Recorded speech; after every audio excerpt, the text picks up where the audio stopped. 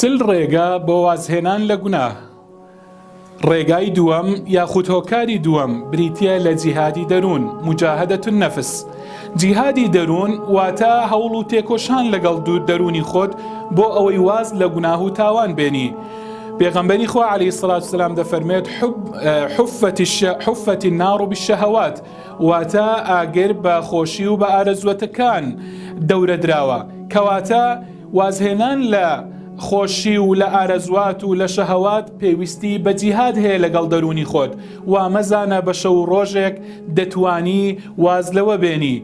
نەخێر، بەڵکو پێویستی بە جیهادە، پێویستی بە جیهادی دەروونتە، پێویستی بە خۆگری و بە ئارامگری هەیە. بەڵام ئەوە بزانە کەوا ئەو تێکۆشان و جیهادت لەگەڵ دەرونی خۆت بریتیە بەڵگەیە لەسەر ڕازگۆیی تۆ بۆ وازهێنان لە گوناه و تاوان. بەڵام چۆن دەتوانی جیهادی دەرونی خۆت بکەی؟ چۆن دەتوانی واز لە شەهەوات و ئارەزوەکان بێنی؟ ئەوە بە چەند ڕێگایەک دەبێتن.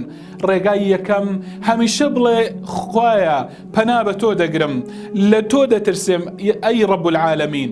ئەمە قسەی چێ بوو؟ ئەمە قسەی یوسف عەلەیهی السەلام، کاتێکەوە خێزانی عەزیزی میسر جەستەی خۆی بۆ یوسف عەلەیهی السەلام ئامادە کردبوو لەسەر دۆشەکێکی ئاورشمین. لەو کاتەشدا یوسف عەلەیهی السەلام بەندەیەک بوو لە بەردەستی ئەو، بەندە بوو، تازە گەنجیش بوو. بەڵام مووقف و هەڵوێستی یوسف چ دەبێتن؟ ڕادەکات لە بەردەستی و دەڵێت ئینی ئەخاف الله، من لە خوا دەترسێم، پەنا بە خوای پەروەردگار دەگرم. کەواتە ئەمەد هەمیشە لەبیر بێتن. دووەم خاڵ، هەوڵدا هەمیشە چاودێری خوای پەروەردگار بزانە. خوای پەروەردگار چاودێرتە بەسەرتەوە، چاوەکانی خۆت بپارێزە، چونکە خوای پەروەردگار یعلم خائینەة الأعیون وما تخفی الصدور، دەزانێت چاوەکانت، خیانەتی چاوەکانت و ئەوەی لە دڵیشتەوە شاردۆتەوە خوای پەروەردگار پێ ئاگادارە. خاڵی سێیەم، هەوڵدا نزیک نەبیەوە لەو شوێنانەی کەوا شەهوەت و ئارەزوت دەجوڵێنن. چ ئەو شتانەی کە شەهوەت و ئارەزوت دەجوڵێنن، چ ئەو شوێنانە.